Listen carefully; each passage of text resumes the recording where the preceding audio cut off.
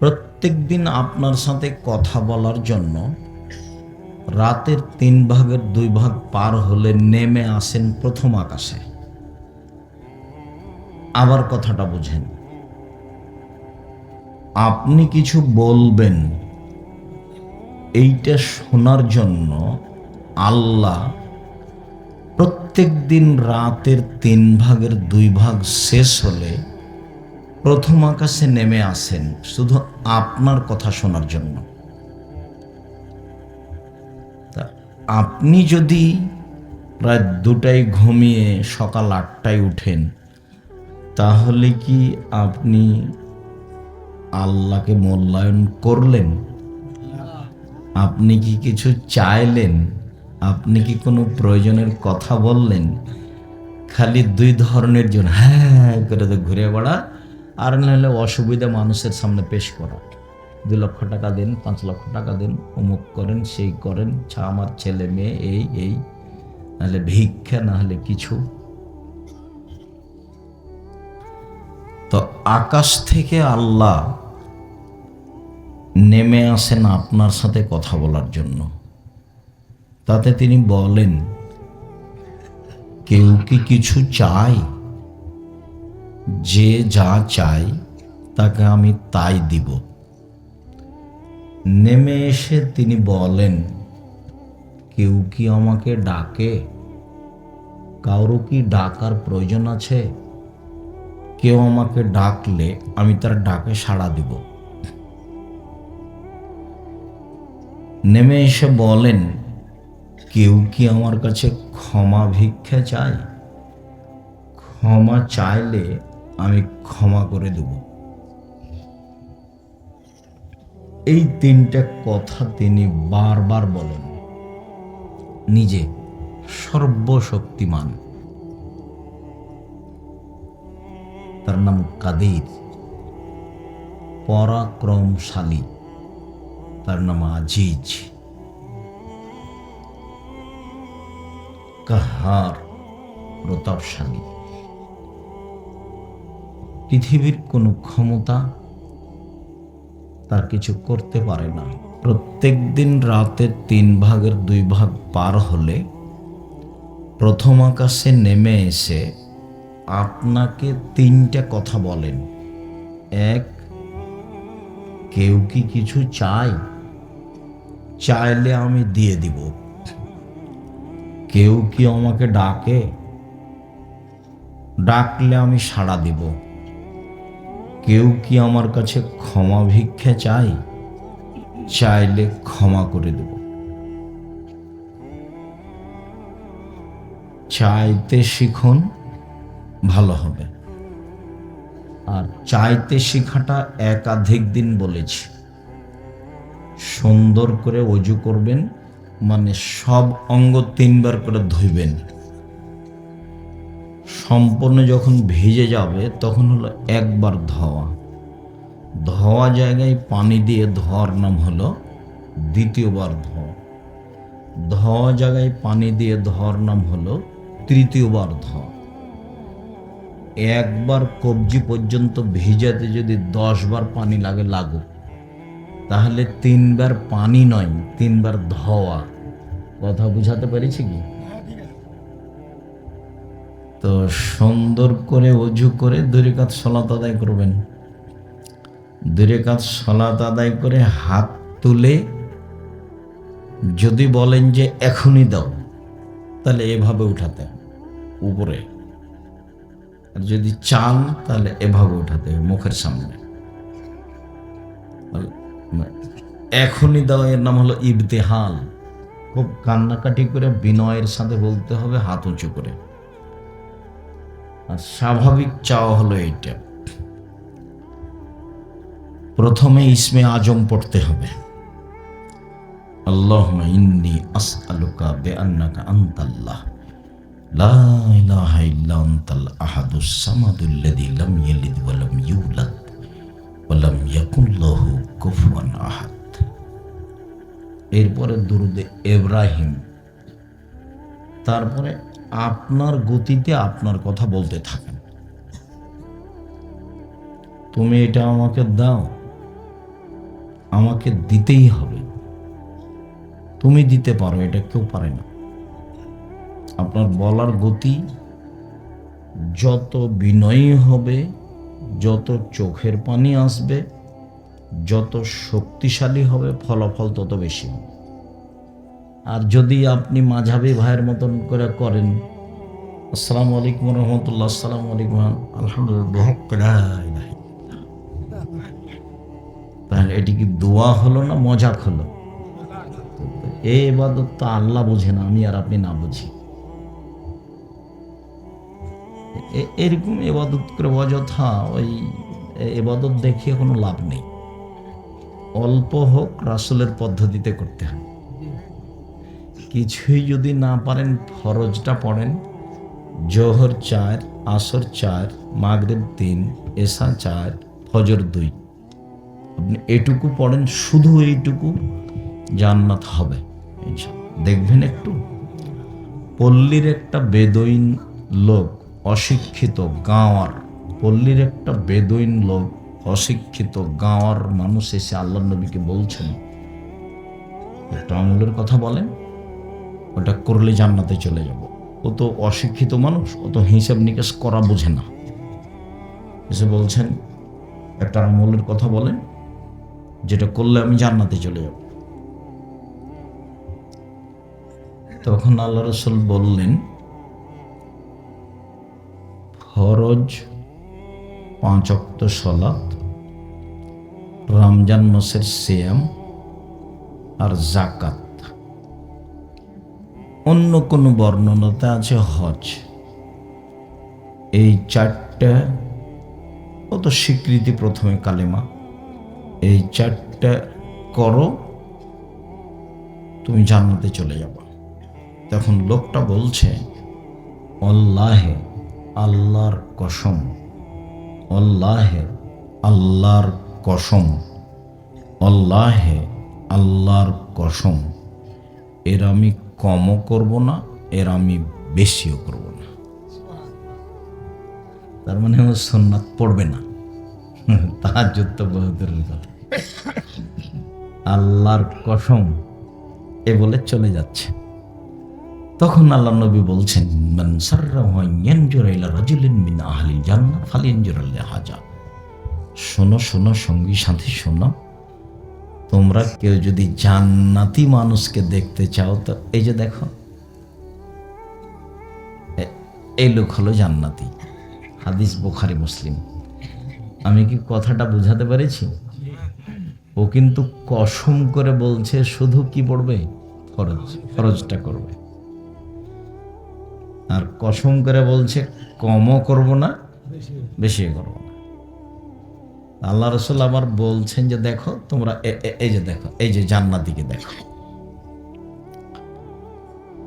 তাহলে হাত উঠিয়ে আগে ইসমে আজম, তারপর দুরুদে ইব্রাহিম, তারপর নিজের কথা।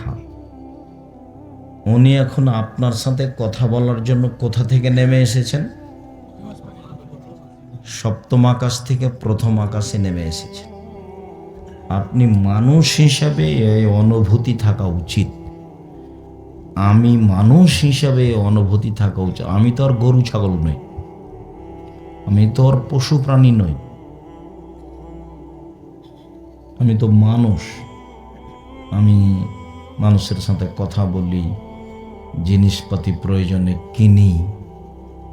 তা আপনার কর্ম যদি প্রমাণ করে যে আপনি মানুষ নন, তা তো কষ্টদায়ক কথা, ভালো হলো না। এসবগুলো করেই বা করবেন কি? শেষ ফলাফল মরণ, শেষ ফলাফল মরণ। একদিন দেখছিলেন বয়স 40, দেখলেন একদিন 60, তারপরে দেখলেন নেই। সম্ভবত 1992 সালে সর্বপ্রথম একটা আলিয়া মাদ্রাসা আছে বড় বালানগর। সর্বপ্রথম যখন বক্তব্য শুরু করি বালানগরে এসেছি, তো তো মহিলা পুরুষ দান, গরু ছাগল মুরগি, মানে ভিন্ন ধরনের প্রোগ্রাম। সবাইকে বলছে যে দানের কাগজ দিতে, সবার হাতে দানের, সবাই বলছে দান, আপনি দান চান, আপনি দান চান। আমার হাতও দিয়েছে। আমি বলছি রংপুর থেকে দান আদায় করার জন্য এখানে আসেনি। আপনি বললেই আমি সালাম দিয়েছি, বললে আপনি আমাকে একটা দানের কাগজ হাতে ধরিয়ে দিবেন যে আপনি দান চান? আমার নাম আব্দুর রাজ্জাক বিন ইসু। অত দূর বলিনি আমি, বলে আমি রংপুর থেকে আপনার জন্য আদায় করতে আসিনি। এটা আমি তখনই মুখের উপরে বলেছি। তো দানের পরিস্থিতি দেখে আমি সকালে বললাম, ভাইজান, প্রিন্সিপাল ভাইজান, এসব টাকা আপনি কি করেন? এসব টাকার তো একটা কাজ করতে হবে। আলিয়া মাদ্রাসা তো সরকার বেতন দেয়, 10 টাকা দেখ আর 20 টাকা দেখ, বেতন দেয়। তা আপনি এই টাকা কি করেন? আজও কোনো জবাব দিতে পারবে এরকম কোনো ধারণা আমার কাছে নেই। জামিয়া সালাফে ডাঙ্গিপাড়া পবা রাজশাহী 40 বিঘা জমির উপরে প্রায় সবই কিনা। জামিয়া সালাফের রূপগঞ্জ নারায়ণগঞ্জ প্রায় 100 বিঘা জমির উপরে প্রায় সবই কিনা।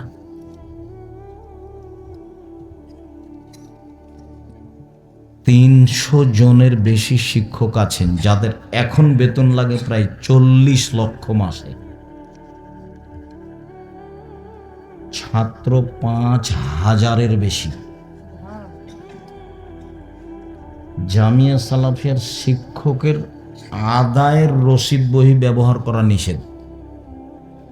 জামিয়া সালাফের কোনো শিক্ষক বাংলাদেশের কোনো জেলাতে যদি রসিদ দিয়ে আদায় করে তাহলে ও শিক্ষকতা করতে পাবে না, জরিমানা হবে এবং বহিষ্কার হবে। জামিয়া সালাফের জন্য আমি দান চাইতে এসেছি এ কথাও কেউ বলতে পারবে না। কিভাবে প্রতিষ্ঠান চলে তার ভাবার প্রয়োজন নেই। আহাল পরিবার নিয়ে থাকবে, খাবে, শিক্ষকতা করবে, চলে যাবে, সকালে আসবে, ক্লাস শেষ হলে চলে যাবে। সব শিক্ষক শিক্ষিকা এরকম। এখন পর্যন্ত আমি মানুষকে বলে থাকি যে আপনারা যার যতটুকু সম্ভব 10 টাকা, 5 টাকা, 50 টাকা, 5000 টাকা, 2 লাখ টাকা, 5 লাখ টাকা জামিয়া সালাফিয়া দান করেন। এইভাবেই চলে। জামিয়া সালাফিয়া কোনো বিত্তশালী দিয়ে চলে না। জামিয়া সালাফিয়া সরকারি কোনো অনুদান গ্রহণ করে না। জামিয়া সালাফিয়া সরকারের কাছে কোনোদিন টাকা চায় না, দরখাস্ত লিখে না,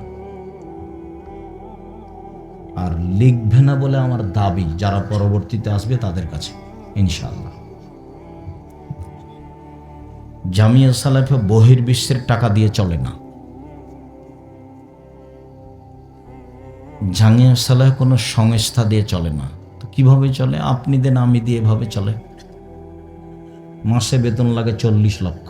519 জন ইয়েতিম আছে। কত? 519 জন ইয়েতিম। সারা দেশ জুড়ে যা জামিয়া সালাফিয়া তা। আল্লাহর রহমতের অভাব নেই। আমিও মাঝে মধ্যে শুকরিয়া আদায় করি, সিজদা করি যে কি ব্যাপার আল্লাহ ভালো জানে, আমার ত্রুটির কারণে তুমি জামিয়া সালাফের ক্ষতি করো না। আমি জেনে বুঝে কোনো অন্যায় করিনি, এটা আমার ভিতরে বলছে। 10-এর পয়সা আমি খরচ নিজের জন্য কোনোদিন করিনি, এটা আমার অন্তর বলছে।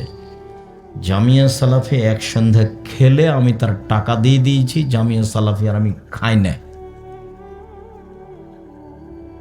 এরপরেও যদি তুমি অন্তর্যামী বুঝতে পারো যে আব্দুর রাজ্জাক সাহেবের যে এটা ক্ষতি হয়ে গেছে, তো তুমি আমার দিয়ে ক্ষতি করো না।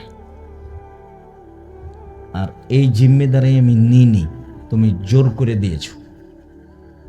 আমি এই জিম্মেদারি নিইনি। আমি ডাঙ্গিপাড়াও তো আসতে চাইনি, আমি ওই রূপগঞ্জ নারায়ণগঞ্জ যেতে চাইনি, আমি দিনাজপুরও যেতে চাইনি।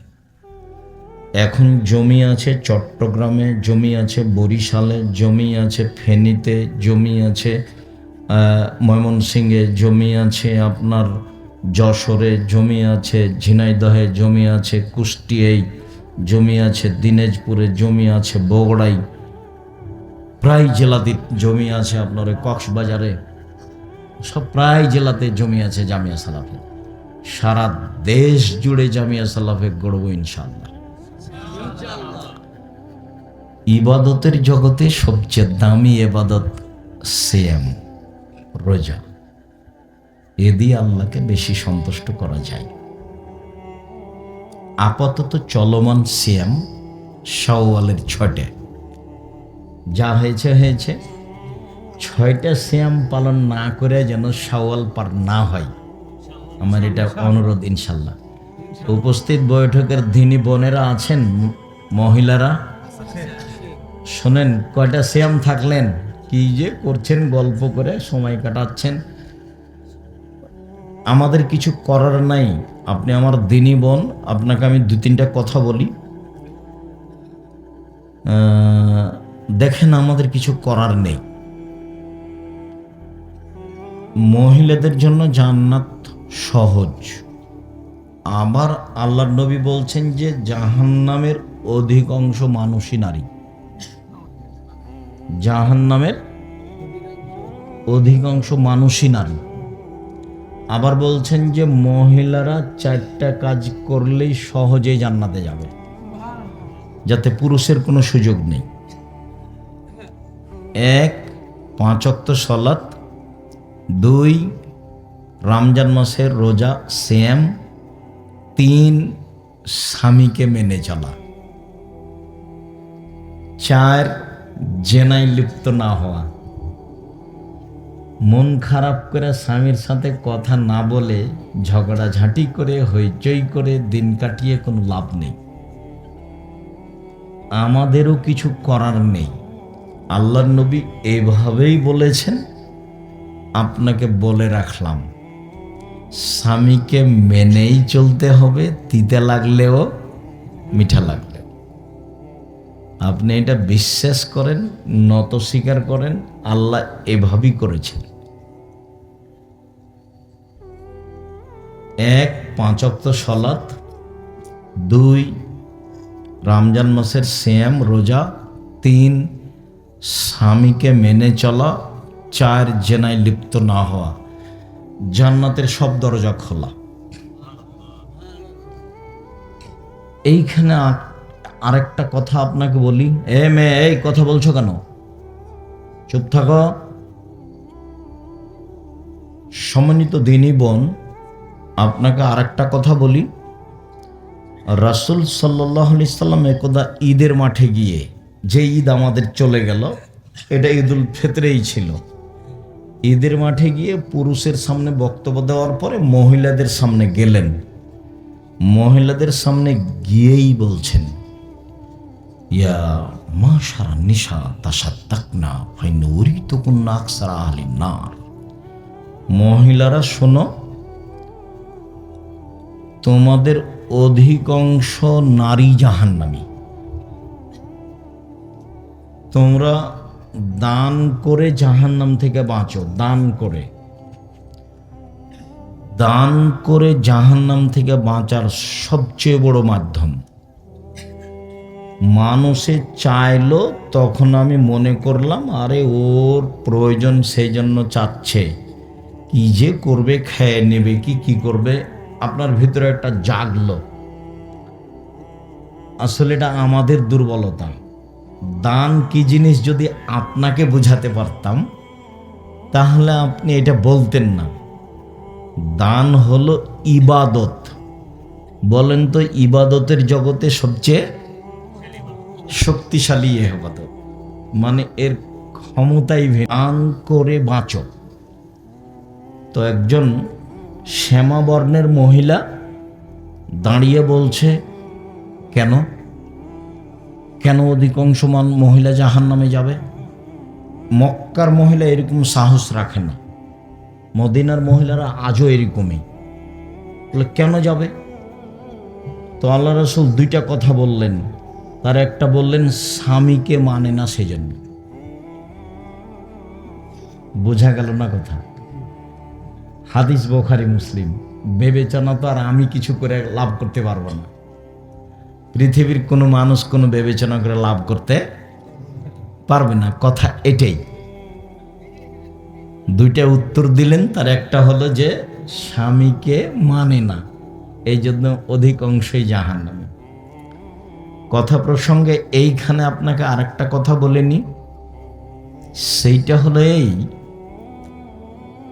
যে বিচারের মাঠে সবার আল্লাহর সাথে মুখামুখি কথা হবে, যেখানে কোনো দোভাষী থাকবে না, যেখানে কোনো অন্তরাল থাকবে না, সরাসরি কথা হবে আল্লাহর সাথে।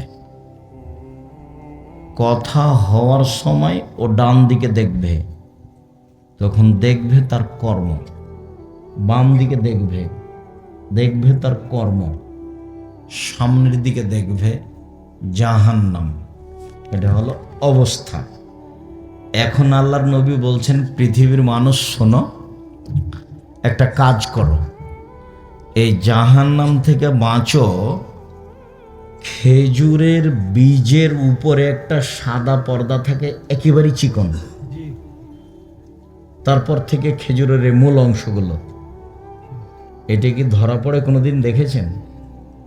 খেজুরের বীজের উপরে একটা কি থাকে? সাদা পর্দা থাকে। তো আল্লাহ নবী বলছেন যে টাকা পয়সা না থাকলে এইটার সমান করে হলেও দান করে জাহান্নাম থেকে বাঁচে। আর একবার বলছেন যে দান কবরের শাস্তিকে বন্ধ করে দেয়। তোমার বাপ মায়ের জন্য দান করো, বাগমারা জেলায় বাড়ি, বাপ মায়ের জমি ভোগ করো, থাকো খাও তার বাড়িতে, তার জন্য কি বলো? তার জন্য কি বলো? তুমি ভালো ছেলে, তুমি বলো না তোমার বাপ মায়ের জন্য, আর তোমার ছেলে তো দিন রাত খালি আড্ডা পিটে বেড়ায়, সিগারেট পান খেয়ে বেড়ায়, লম্বা মোবাইলে বেটি ছেলে দেখে, ও আপনার কি করবে? ও তো দুনিয়ার সব শয়তান, বদের গোড়া। যে এখনো কথা বলছে ওইখানে দাঁড়িয়ে আছে দোকানের সামনে, হাতে বড় মোবাইল আছে। বিচার তার আমি করে পারবো না, আপনি করতে পারেন। তো আপনি ভালো হয় আপনি আপনার বাপের উপকারের কিছু চেষ্টা করেন। এখানে যেটা বলছে এটাও বুখারী মুসলিমের হাদিস, আরো দুইটা বুখারী মুসলিমের হাদিস। 2 মিনিট। একজন লোক এসে বলছে, আল্লাহর নবী, আমার আব্বা মারা গেছেন, জমি জায়গা ছেড়ে গেছেন, ওসিয়ত করে যাননি। আমি যদি দান করি তাহলে আমার বাপের পাপ মিটে যাবে কি? আবার বোঝেন, আল্লাহর নবী, আমার আব্বা মারা গেছেন, টাকা পয়সা জমি জায়গা ছেড়ে গেছেন, কোনো ওসিয়ত করে যাননি। আমি আমার আব্বার নামে দান করলে তার পাপ মিটে যাবে কি? তিনি বললেন, হ্যাঁ। হাদিস বুখারী মুসলিম। আপনি পাল্টা বলেন তো দেখি মনে থাকবে কি না। একটা লোক এসে আল্লাহর নবীকে বলছেন, কি বলছেন? যে আমার আব্বা মারা গেছেন, জমি জায়গায় অর্থ সম্পদ ছেড়ে গেছেন, ওসিয়ত করে যাননি। আমি নিজে থেকে যদি আমার বাপের নামে দান করি তাহলে আমার বাপের পাপ মিটে যাবে কি? তো আল্লাহ নবী উত্তরে কি বললেন? নাম। ওটা আরবি শব্দ, নাম, হ্যাঁ। জিজ্ঞাসা করার সময়তেও বলেনি যে আমার বাপের ছোট পাপ বড় পাপ। আল্লাহর নবী উত্তর দেওয়ার সময়তেও বলেননি যে তোমার বাপের ছোট পাপ ক্ষমা হবে, বড় পাপ ক্ষমা হবে, এভাবে বলেননি। ও বলেছে মিটে যাবে কি? তখন আল্লাহ নবী কি বলেছেন? নাম, হ্যাঁ।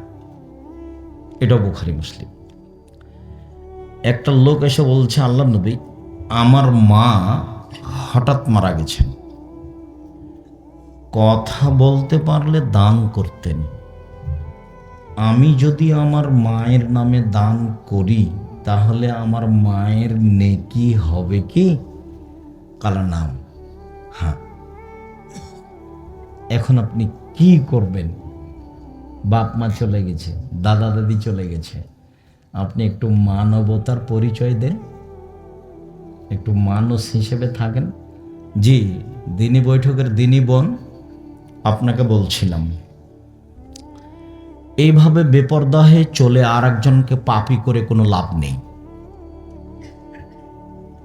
আপনি 5 ওয়াক্ত সালাত আদায় করেন, সিয়াম পালন করেন, স্বামীকে মেনে চলেন, বাহিরে ঘোরাঘুরি করিয়েন না, জান্নাত হবেই, জান্নাত হবে ইনশাআল্লাহ। তার উপরেও যদি আপনার আশঙ্কা কাজ করে তাহলে দান খেরাত করতে থাকেন। এটা হলো জাহান্নাম থেকে বাঁচার সবচেয়ে বড় মাধ্যম। ইবাদতের জগতে সবচেয়ে ব্যতিক্রম ভিন্ন ধরনের ইবাদত হলো সালাত, নামাজ। যদি আপনার নামাজ থাকে তাহলে দান সিয়াম যা আছে, যা বললাম সব থাকবে। আর যদি নামাজ সালাত না থাকে তাহলে সব যাবে। তাহলে সবচেয়ে কোনটা ব্যতিক্রম হলো এটাই, সালাত। আরো অবাক, যদি এখানে বাধ্য না করে, ওরা বেদাত করছে কিন্তু আপনাকে বাধ্য করেনি, তা আপনি থাকেন। আর যদি আপনাকে বলে যে এই মসজিদে আসলে হাত তুলে দোয়া করতে হবে, তাহলে অন্য মসজিদে যান। শুকরিয়া, জাযাকুমুল্লাহ খায়র। অনেক পয়সাপাতি খরচ করে প্রোগ্রাম করেছেন। এলাকাবাসী বিভিন্ন সময়ে এসে জামিয়া সালাফে আপনার এই অনুষ্ঠানকে মূল্যায়ন করেছেন। বিভিন্ন জায়গা থেকে এসে আমরা আপনাদের শুকরিয়া আদায় করি। জাযাকুমুল্লাহ খায়র।